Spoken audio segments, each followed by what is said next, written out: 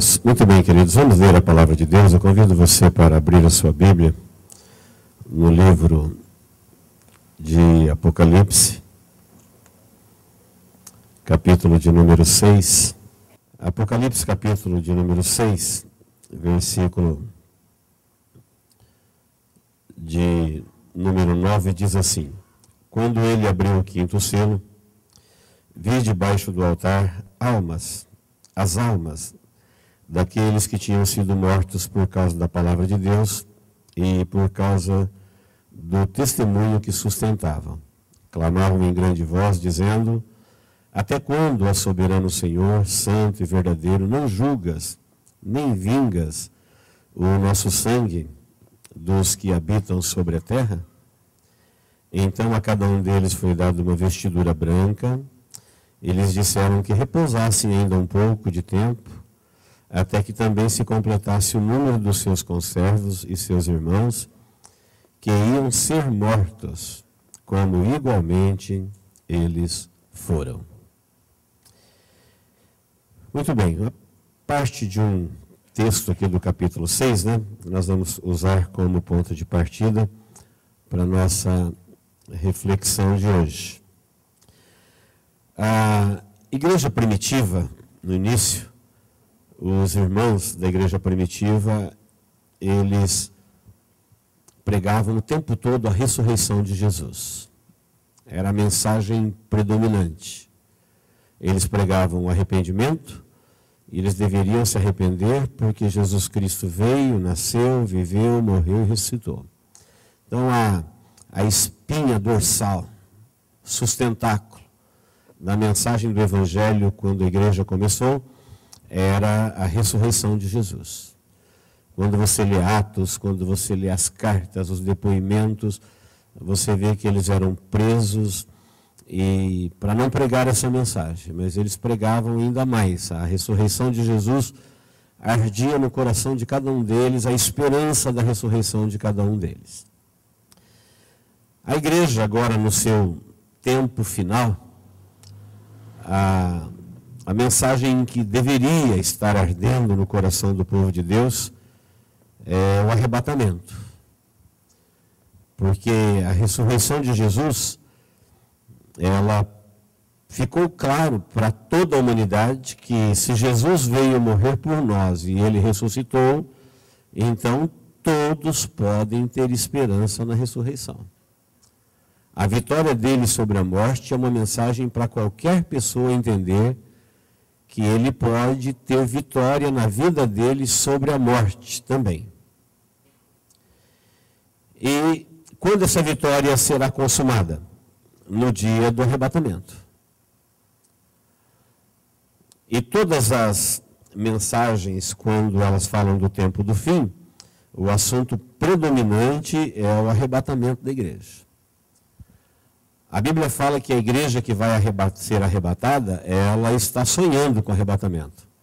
Ela está orando pelo arrebatamento. Ela está sabendo do arrebatamento. Ela sabe tudo sobre o arrebatamento. E o arrebatamento faz parte do sonho dela. Ela está orando: ora vem, Senhor Jesus. Ora vem, Senhor Jesus. Ela está desiludida com o mundo. Ela está desiludida com a possibilidade humana de resolver o problema humano. A esperança dela está toda em Deus. E Deus continua a sua obra depois da vinda de Jesus como Salvador. É a sua vinda para reinar. Mas antes dele vir para reinar, a humanidade experimentará o juízo de Deus. E antes do juízo, a igreja será arrebatada. Então eu queria convidar você para, nesse curto espaço de tempo, começar a pensar nessa reflexão como uma coisa que nós devemos entender. E se não estamos praticando, precisamos começar a praticar imediatamente. Eu não sei se você deseja o arrebatamento. Eu não sei se você sonha com o arrebatamento. Eu não sei se você se prepara para o arrebatamento. Eu não sei se o arrebatamento é a sua maior esperança. Mas deveria ser. Nós estamos estudando aqui o Apocalipse nas quarta-feira e o que a gente está aprendendo incendeia o nosso coração para nos prepararmos para o arrebatamento. Eu sei que muitas vezes a gente fica desatento e é envolvido com as coisas do mundo e você começa a ter outros sonhos. Quando eu falo sonho aqui, não é o sonho daquilo que você sonhou, eu falo sonho no sentido de expectativa, aquilo ainda que você gostaria de realizar, que ainda não foi possível, que você gostaria de ver acontecendo no mundo, ou à sua volta, ou com você, ou com alguém. Todos nós temos sonhos, grandes, pequenos. Eu não sei se na lista desses sonhos está o arrebatamento da igreja. Porque a igreja somos nós e fala do arrebatamento de cada um. Se não estiver, nós precisamos ter isso como um sonho. E a nossa oportunidade de fazer parte do arrebatamento, ela é grandiosa, ela é graciosa.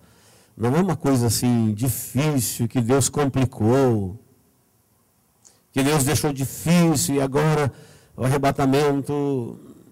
Não, isso é um engano da nossa mente, isso é um engano do mundo.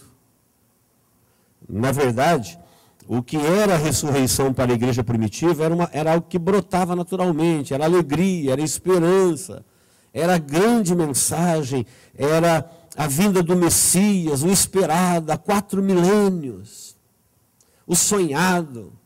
Se ele não viesse, a humanidade não teria esperança, ela estava maldita. Aquilo brotava naturalmente, cheio de gozo, aquela vontade de viver a expectativa da ressurreição, baseada na ressurreição de Jesus.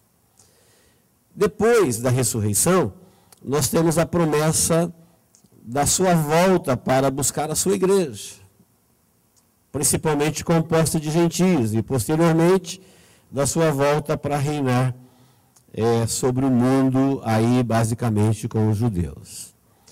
Então, queridos, uma reflexão fácil da gente entender, mas importantíssima.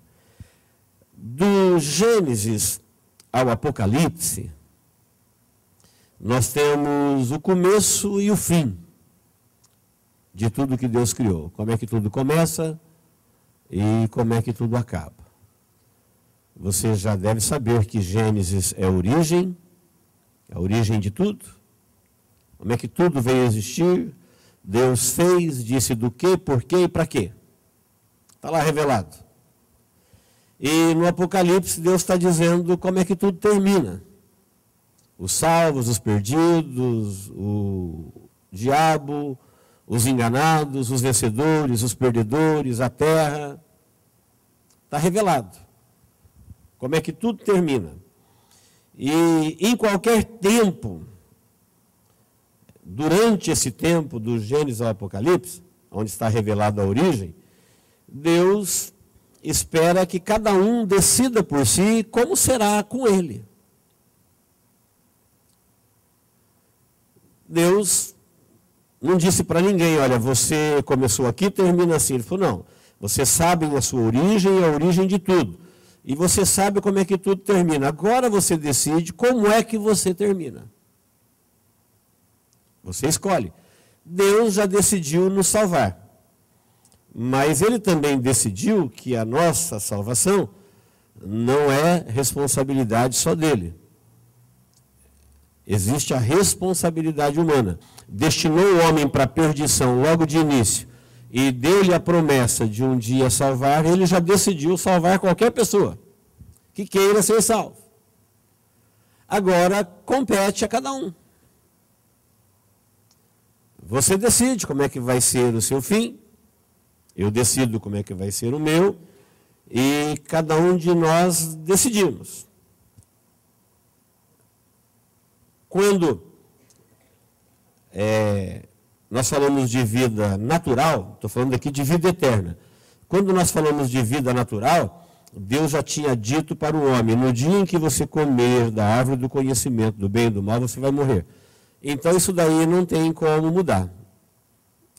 Então a gente não decide quando a gente vai morrer e como a gente vai morrer. Se você decidir, isso é suicídio. Você está matando a sua própria vida. Não é a gente que decide. Porque essa vida natural, Deus decidiu e o homem desobedeceu, e, portanto, pode ver que isso a gente não decide. Mas agora, quanto à vida eterna, nós ainda temos a chance de decidir. Quanto à obediência, então, no período da desobediência de Adão, e nós somos descendentes de Adão, portanto, somos filhos da desobediência, na desobediência a gente não decide mais. Está feito. Mas agora tem a obediência de Cristo. E na obediência agora, nós decidimos. Se você quer permanecer na desobediência de Adão, portanto, você segue o destino de Adão, ou se você quer mudar. Então, ao longo da sua vida, enquanto você pode decidir por você, você tem como mudar o seu destino. Está nas tuas mãos. Quem está me entendendo? Diga amém. Vamos lembrar rapidamente, nós falamos domingo passado que Adão tombou com mais de 900 anos, mas ele morreu no dia em que ele comeu de um fruto que a sua desobediência lhe daria conhecimento do bem e do mal. Deus originalmente decidiu que o homem não deveria conhecer o mal. O mal já existia e Deus não queria que o homem conhecesse. Deus queria o homem inocente. O inimigo instigou o homem a ser consciente, ter consciência do bem e do mal.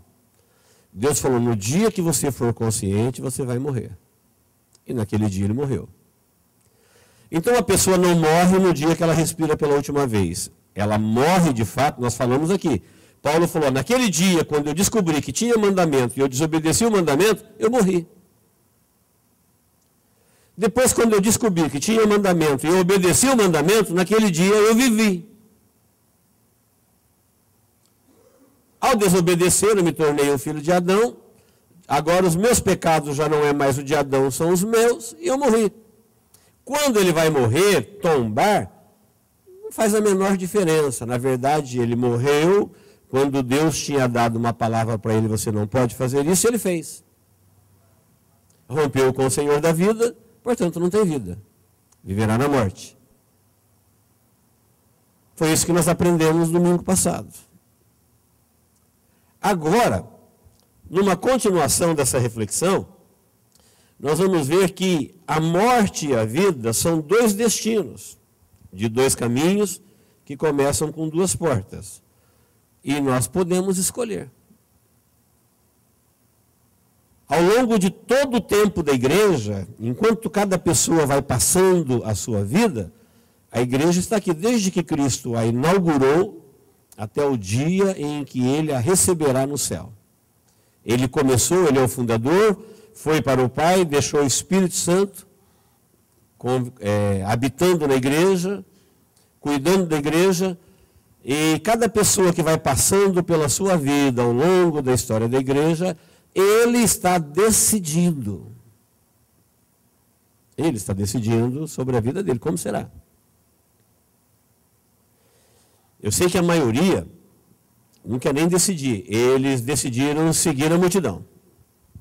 Então, eles abriram mão da vida deles, eles viram que um monte de gente decidiu assim, vou com eles, e estão indo. E vai para a perdição. Então, a morte e a vida são dois destinos. É o final de dois caminhos. E esses dois caminhos iniciou com duas portas. Então, é a porta estreita, é a porta larga, é o caminho estreito, é o caminho espaçoso, e é a perdição e a salvação. São os dois destinos. Ao longo, antes de chegar no destino, qualquer pessoa pode mudar o destino. Pode mudar de caminho. Ele pode deixar uma porta e entrar pela outra.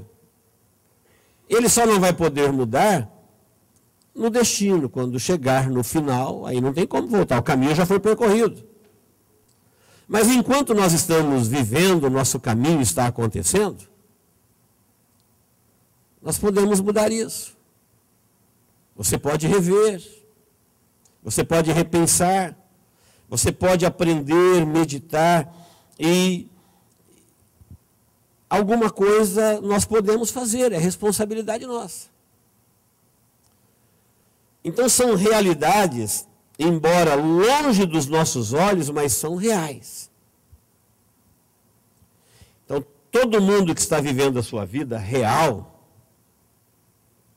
veja que é uma grande armadilha, principalmente no nosso tempo, de tirar você da vida real e te levar para a vida virtual.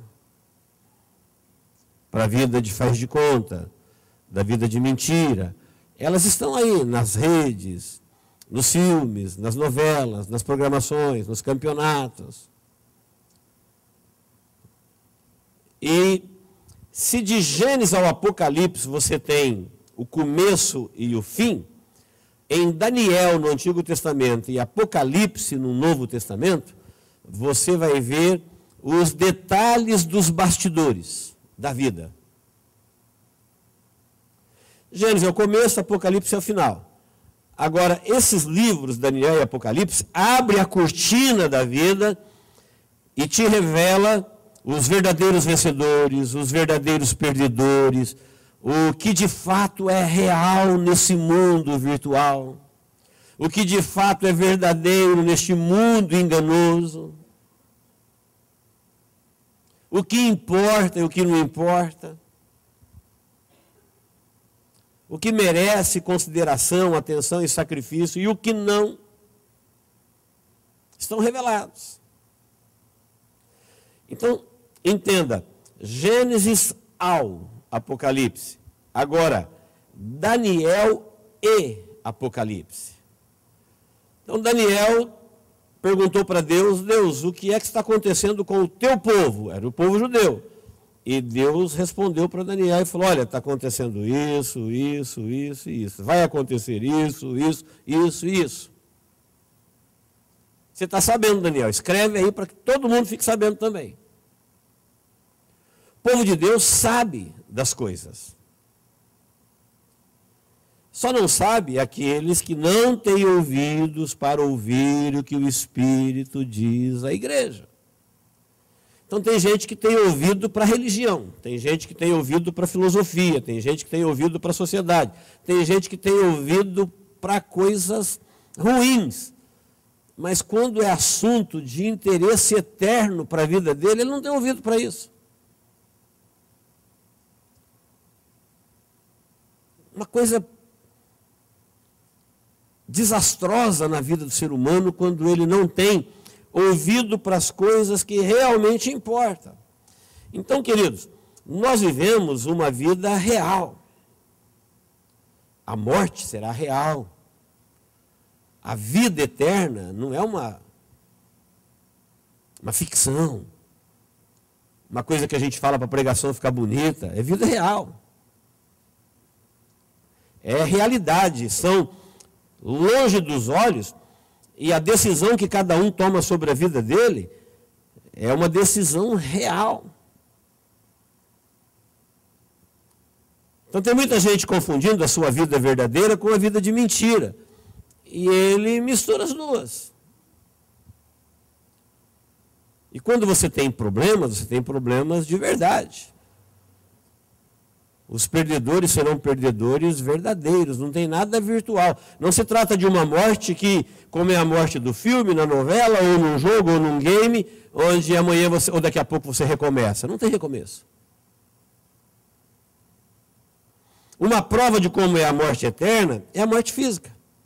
Uma pessoa pode morrer com um projétil, uma explosão ou um acidente em 1 segundo, ou numa fração de segundo. Puf!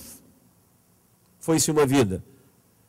E não se importa o quanto se propaga, se fale depois. Acabou. Acabou. Foi uma decisão errada, foi uma pessoa no lugar errado, foi uma ocorrência errada.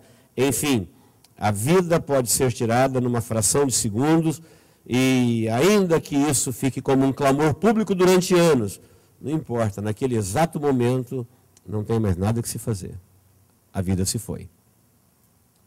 E com ela se foi todas as esperanças perdidas. Tudo aquilo que foi prorrogado. Acabou. A vida eterna também, da mesma forma, é uma decisão. E às vezes você decide uma coisa hoje, muda amanhã, muda depois. Está no tempo das decisões. Você pode mudar de porta, você pode mudar de caminho, você pode mudar de pensamento, você pode mudar de ideia. Olha que interessante. De Daniel e Apocalipse são revelados como será, o que será, para todos saberem e tomarem uma posição. Enquanto Gênesis e Apocalipse falam, olha, aqui é o começo e aqui é o fim, Daniel e Apocalipse diz o que, por quê e como. Deus mostra o fim antes do fim. Ele te revela como será o fim antes de você chegar no fim, para você saber antes. Tem algo mais gracioso do que isso? Você decidir pela fé, entregar a sua vida e aceitar o Salvador, porque você já sabe como é que tudo termina antes de tudo terminar. E Deus te falou do fim da vida, como ele será, e te dando oportunidade. Você já sabe como é que tudo acaba, então você escolhe como é que você quer. Como é que vai ser para você? Eu decido por mim, você decide por você. Eu não apenas sei que tem um começo, eu conheço a origem, mas eu também conheço o fim. Agora, em Apocalipse e em Daniel, Deus dá detalhes dos acontecimentos, como eu sei detalhes daquilo que não aconteceu. Por exemplo, eu sei detalhes da história, porque a história é fatos. E fatos não se discutem. E a Bíblia agora te revela o que vai acontecer, te dando detalhes, para você saber de antemão, para se posicionar. Não é simplesmente para alimentar o intelecto, a curiosidade.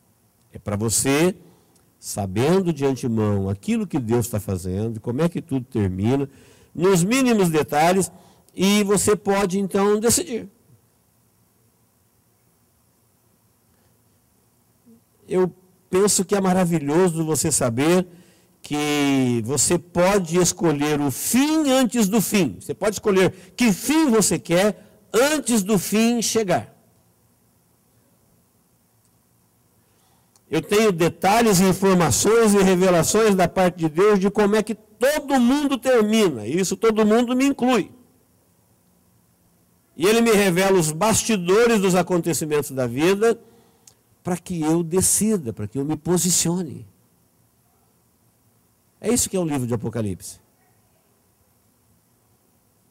São revelações de Deus, enviada por Jesus Cristo, que enviou o anjo, que falou com a João, que mandou escrever num livro e falou assim, olha, avisa os meus servos. Em qualquer tempo da história da igreja, quando eles ouvirem e lerem isso daqui, eles vão saber se posicionar, eles sabem o que vai acontecer. Quem está me entendendo, diga amém.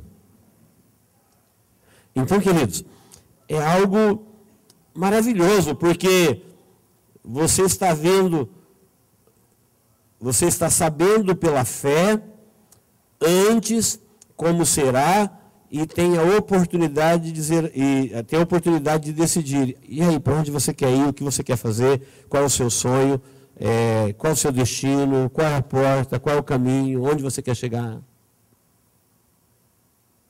Agora Deus está falando do curso da fé.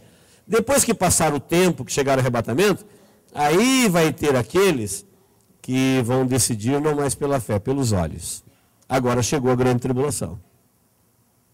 Agora não precisa pregar a fé para ninguém mais. Eles já viram que Jesus já veio, que a igreja foi arrebatada, que o anticristo está reinando. E agora quem quiser ser salvo, ele vai ter que enfrentar o anticristo, a besta, o falso profeta. Ele vai ser perseguido, torturado e morto, e ele não faz mais parte do arrebatamento. Ele ainda pode decidir? Pode, mas não pela fé agora. Igual foi com a revelação de Daniel e de Jeremias no Antigo Testamento. Muita gente foi liberto de Babilônia pela fé quando estava indo para a Babilônia.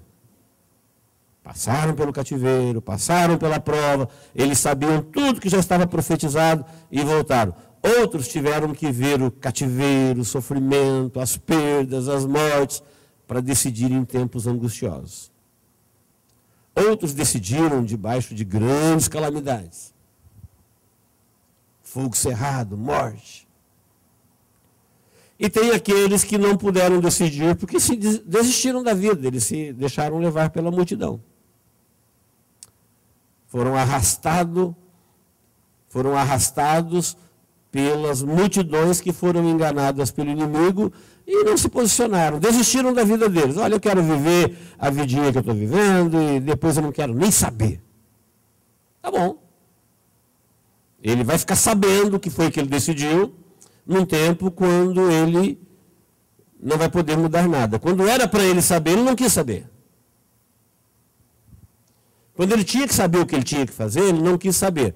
Agora passou o tempo, mas ele vai saber um dia. Um dia ele vai saber tudo e o que ele deveria ter feito e por que não fez. Então, queridos, essas massas e multidões que se entregaram, elas foram enganadas.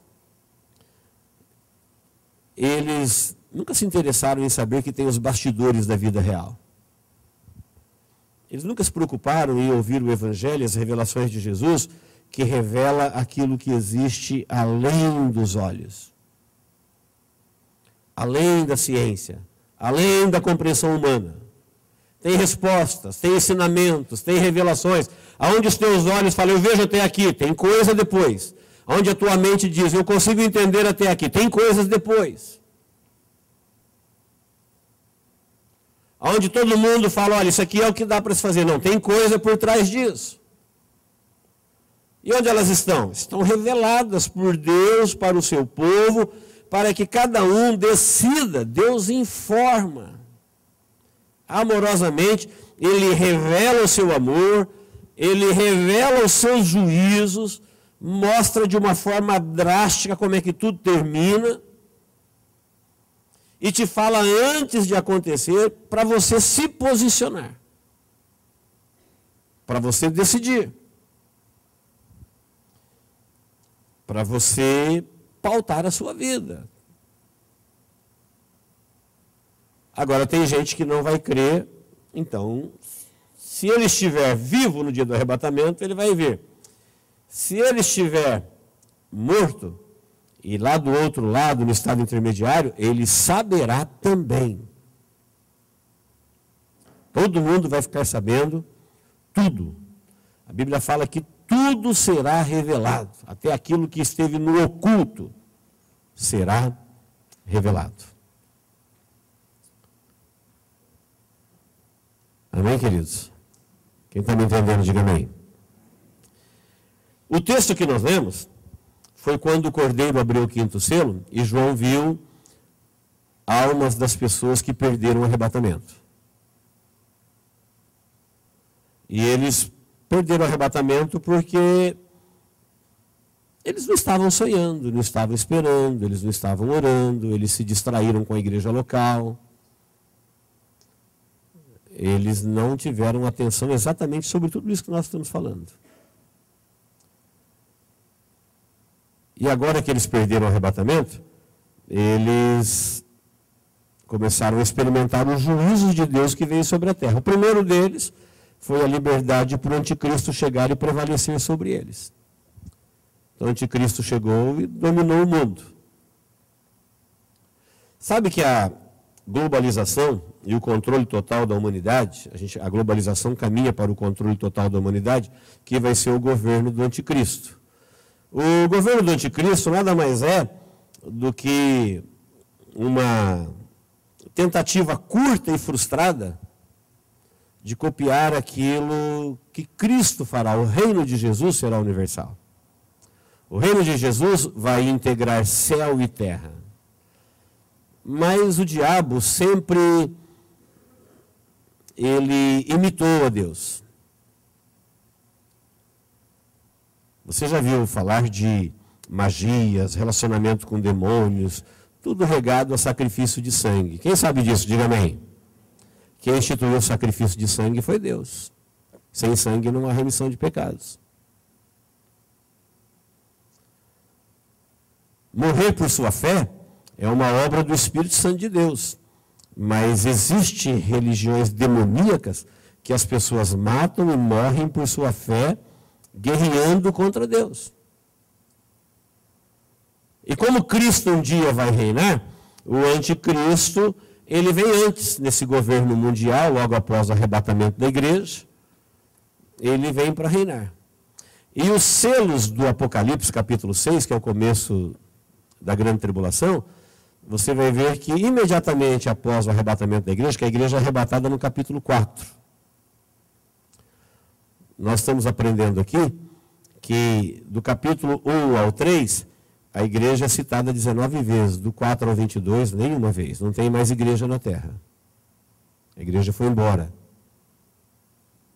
A igreja que ficou é a igreja daqueles que perderam o arrebatamento. Então você pode imaginar o desespero que já começa aí. Aí vem o governo do anticristo. Eu sei que a mente humana, ela começa a pensar assim, que ele vai dar um jeitinho de escapar do anticristo. Não, lá no Cavaleiro Branco do Apocalipse 6 já diz que foi dada a ordem dele para vencer. Ninguém vai escapar do seu domínio. Isso é facilmente compreendido até pelos bastidores de hoje. Alguém pode pensar assim, eu vou fugir para uma floresta, vou viver como um índio aí. Não, você vai se perder. A última chance de morrer por Jesus. Porque aqui os mártires são aqueles que foram mortos, que enfrentaram e deram testemunho da palavra. Era gente que sabia da palavra. Deram testemunho de Jesus, foram perseguidos, torturados e mortos. É como diz a parábola das 10 virgens. As 5 virgens que eram loucas, elas eram virgens, elas sabiam do noivo, elas tinham lâmpada, elas caminhavam em encontro do noivo, eram crentes que se descuidaram quanto ao arrebatamento. Perderam o foco de esperar o arrebatamento, de sonhar com ele. É a viagem da igreja rumo à eternidade para nunca mais viver num corpo mortal. Como é que a gente descuidou disso? Se a gente não descuida de uma data, de uma viagem internacional, ou até mesmo nacional. Imagine você com passagem tudo comprada, um resort tudo pago, se você esquece. Agora você tem tudo pago, a ressurreição, a vida eterna pelo sacrifício de Cristo, morar com Deus, nos céus, nos anjos. E Jesus disse, olha, fica preparado que eu volto, você vai ver os sinais, está tudo revelado. E a gente nunca sonhou com isso. Nunca se preparou. Nunca disse, Jesus, quando será essa viagem? Volta logo, vem, ora vem, Senhor Jesus. Eles ficarão.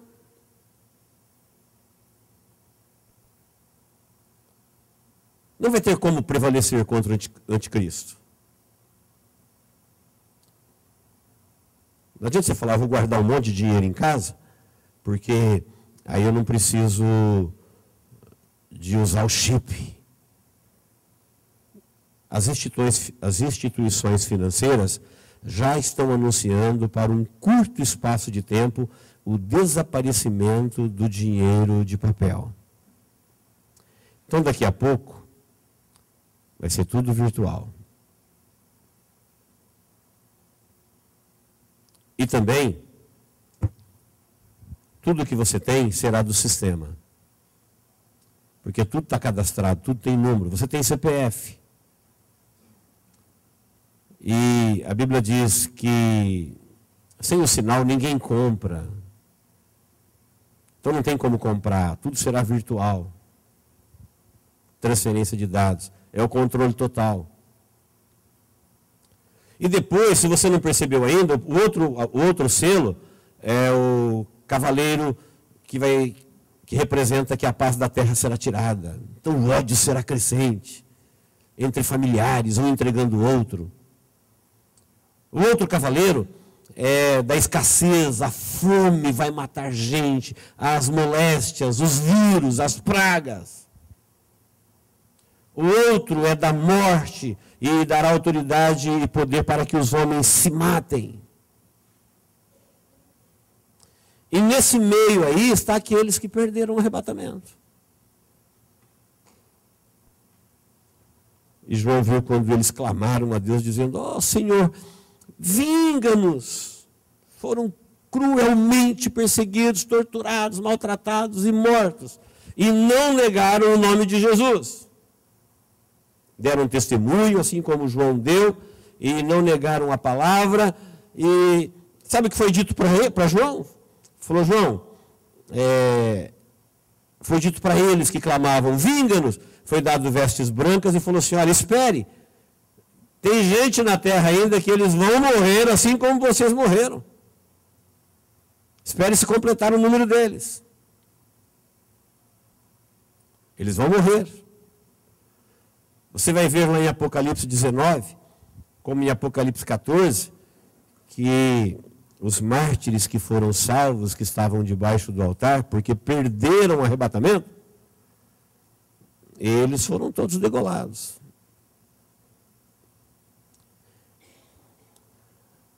A mensagem que nós temos aqui é que Deus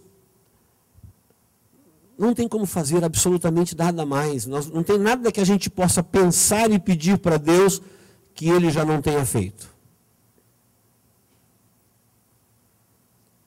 Pode pensar aí, vê se você me apresenta um argumento, porque Deus não quer você enganado, Ele já te mostrou o começo e o fim. Mas tem muita coisa longe dos olhos, estão todas reveladas. Dia, hora em que demônios, pragas, juízos virão, e o que acontecerá, e o que os homens dirão. Os bastidores de tudo que vai acontecer com a vida na terra estão revelados. E para que é essa revelação? Para que você, sabendo antes, se posicione. Para que eu, com essas informações, tomo as minhas decisões. Só para isso. São revelações de Deus para que nós venhamos a tomar as nossas decisões. Porque depois que chegar o fim, não tem mais nada para decidir, tudo foi decidido. Quem está me entendendo, diga amém. Então, olha que privilégio, olha que honra que nós temos de sabermos a origem de tudo, sabermos que tudo tem um final, a criação toda. E no Apocalipse, nós temos ali os bastidores, aquilo que está acontecendo longe dos olhos. É uma mensagem para os da fé, aquilo que está acontecendo longe da ciência. A ciência está lá atrás. A ciência está pensando em cura, nós estamos falando de vida eterna.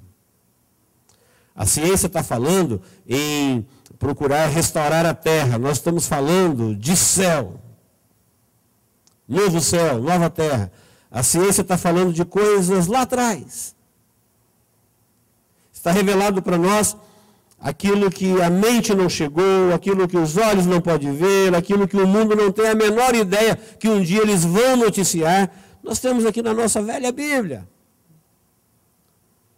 notícias quentinhas que ainda serão publicadas.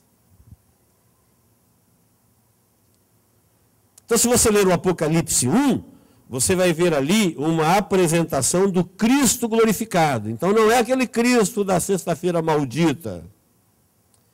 Não, agora é o Cristo do domingo bendito.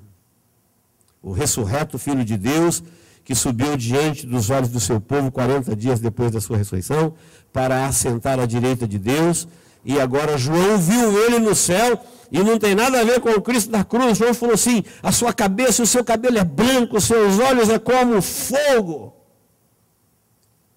Ele tem na sua mão uma espada.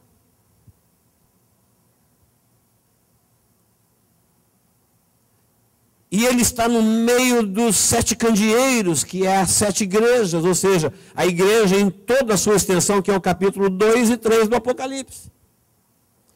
E ele está falando com os anjos da igreja, com os pastores. Eu sei que a voz dos pastores hoje, elas perderam muito crédito. Mas Deus continua falando através dos pastores, igual está lá no Apocalipse. Eu tenho na minha mão as estrelas, eu ando no meio dos candeeiros e eu falo através do anjo da igreja. Quem tem ouvidos, ouça. Quem não tem ouvidos, não ouça. Então tem gente que deixou de ouvir Deus por causa dos pastores. Porque muitos deles pararam de falar de Deus, mas Deus continua tendo seus pastores na terra, aos milhares. Quando Elias falou na época de Baal: Senhor, só eu estou aqui de profeta. Deus falou: não, Elias, tem 7.000 aí. Não é só você não. Naquele país pequenininho, tinha 7.000. Elias não sabia onde eles estavam, mas Deus sabia. E falou para Elias: você não está sozinho não. Eu tenho certeza que o Espírito Santo tem milhares de pastores pregando o Evangelho, a revelação, para conduzir o povo de Deus para o arrebatamento, alimentando o coração do povo na esperança, porque se nós perdermos o arrebatamento, se nós tivermos um sonho na vida que seja maior do que o sonho do arrebatamento, você vai perder o arrebatamento. E eu penso que se a gente não estudar isso, é a coisa mais fácil do mundo você colocar isso aqui, às vezes nem entra na lista dos seus sonhos. Tem gente, quando a gente fala de arrebatamento, é crente, fala: Deus me livre. Ai, Deus me livre se Jesus voltasse hoje. Como Deus te livre? Não estava pensando, né? Não estava sonhando, não estava desejando. Vamos mudar isso, queridos. Não tem esperança para esse mundo. A esperança para este mundo é Jesus, e Jesus foi rejeitado pelo mundo. Nós estamos pregando o Evangelho aqui porque tem aqueles que ainda hão de se salvar. Nós não sabemos quem eles são, onde eles estão. Mas enquanto Jesus nos der a oportunidade, vamos pregar. Mas a nossa esperança é o arrebatamento. Passou o capítulo 2 e 3 do Apocalipse, veio o 4, que João já está no céu. Ele não está vendo mais nada que acontece na terra. Agora é tudo por revelação. E ali no capítulo 4 ele conhece o trono de Deus, a fonte de todo o poder, um culto universal no capítulo 5, todos os lavados e remidos no sangue de Jesus, adorando a Deus num culto no céu. Eu tenho certeza que todo mundo que estudar o capítulo 5 do Apocalipse vai desejar de todo o coração participar desse culto no céu.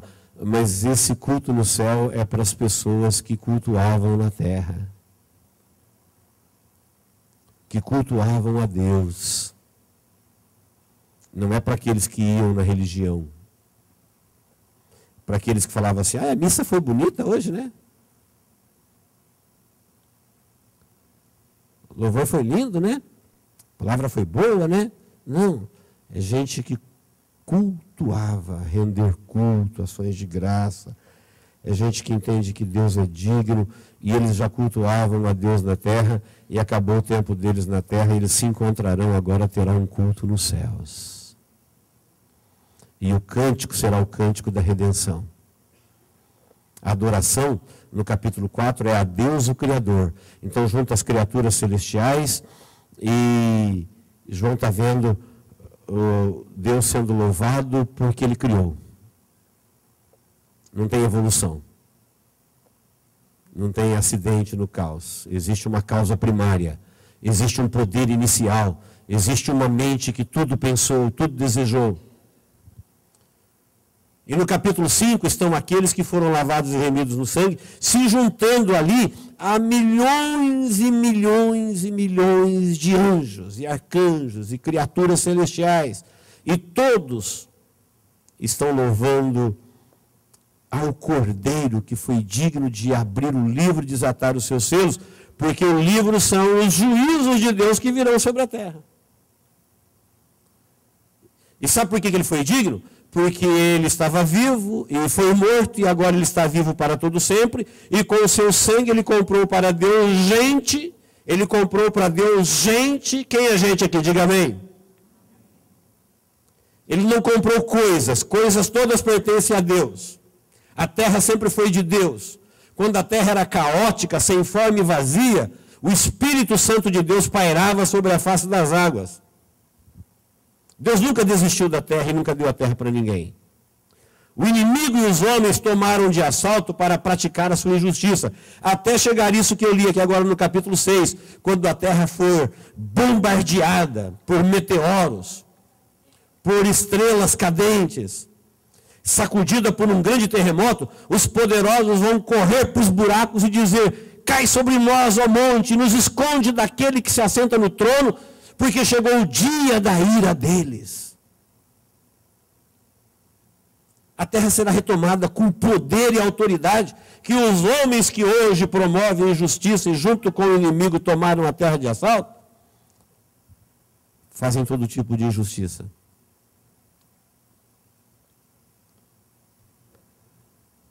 Esse pessoal que vai estar no culto de Apocalipse 5 são aqueles que, apesar de todas as circunstâncias da vida, eles sempre prestaram culto a Deus pela fé. Não esperaram chegar à grande tribulação. Aqueles que perderam o arrebatamento, eles se despertarão exatamente por causa do arrebatamento. E alguns deles irão até o fim pelo testemunho de Jesus e da palavra. Serão perseguidos, torturados e mortos. Por que perderam o arrebatamento? Porque se descuidaram. Estavam avisados, sabiam, tinha detalhes do começo, do fim, das revelações que hoje são ocultas do mundo. O mundo não sabe disso. Aqui é Jesus que se apresentou em Apocalipse primeiro, dizendo: eu estou no meio dos 7 candeeiros. 7 candeeiros era a igreja. Ele está conduzindo o seu povo, revelando, falando tudo.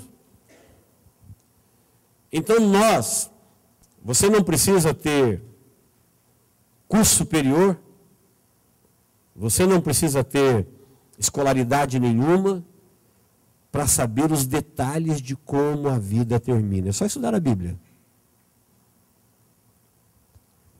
Para saber como é que termina o ser humano, os verdadeiros perdedores, os verdadeiros ganhadores, os verdadeiros valores, as mais importantes decisões, os mais importantes sonhos, as coisas que realmente valem a pena, estão todas reveladas longe do alcance dos olhos, da mente, do mundo, todas reveladas. Nós teríamos que dizer assim: Deus, ficou fácil demais, o Senhor revelou tudo, mostrou tudo, pagou todo o preço e deixou para nós só a decisão de escolher. Olha ali o inferno, olha ali o céu, olha ali o que o diabo fez, olha ali o que Jesus Cristo fez, tudo revelado de antemão, antes do fim, para você saber e escolher. Fazer a sua decisão. Amém, queridos? Nós estamos avisados. Depois daqueles que forem salvos na grande tribulação, que é um grupo pequeno, comparado com os que foram arrebatados, são aqueles que bravamente darão testemunho, vão se despertar exatamente com o arrebatamento que eles descuidaram, e agora eles entenderão que tudo aquilo que estava falado estava realmente para se cumprir, e agora, depois do arrebatamento, a Bíblia fala que os acontecimentos vêm em sequência, não tem mais expectativa. É 3 anos e meio para a primeira parte da grande tribulação, 3 anos e meio para a outra, é milênio, e a restauração agora soltou o cronômetro. Agora é uma sequência. É o que está revelado. Aí aqueles que perderam o arrebatamento saberão disso. Eles até sabem. Então eles têm duas opções: ou eles morrem por testemunho de Jesus e da palavra, ou eles aceitam passar a eternidade com o diabo e seus anjos. É o que resta para quem não quer Cristo, é o anticristo. É o que resta para quem não quer Deus, é o inferno. É o que resta para quem não quer a vida, é a morte. Não tem 1000 opções. É o que resta para quem não quis a salvação, é a perdição. É o que resta para quem não quis a obediência, é para o destino dos filhos da desobediência. Então a pessoa, quando rejeita Deus, ele não pensa no que sobra. Ele pensa que ele vai rejeitar a Deus e ele vai ter 1000 opções. Não. Quem não quer Cristo, vem aí o anticristo. Quem não quer Deus, vem aí o diabo. Quem não quer a salvação, vem aí a condenação. Quem não quer ser filho da obediência, ele vai para o destino da desobediência. Então nós somos o povo mais feliz, mais sortudo, mais bem-aventurado, mais privilegiado, porque nós temos um Deus que, apesar das nossas fraquezas, porque eu penso que vocês são como eu, que talvez, antes de ouvir uma mensagem como essa, não estava nem lembrando do arrebatamento. Uma coisa que a gente lembra aqui ou ali, mas nós temos outros sonhos que a gente está falando com Deus sobre eles. Nós temos sonhos que a gente fala com Deus sobre eles o tempo todo. Ah, Deus, esse é meu sonho. E não é pecado a gente sonhar, mas o sonho primeiro da igreja é o arrebatamento. Porque um dia está profetizado, Deus vai interromper a agenda de todo mundo. Um dia Deus vai atravessar a minha, a sua agenda, não sei se vai ser de manhã, de tarde ou de noite. E Ele não vai pedir permissão e perguntar se você pode, se você não pode.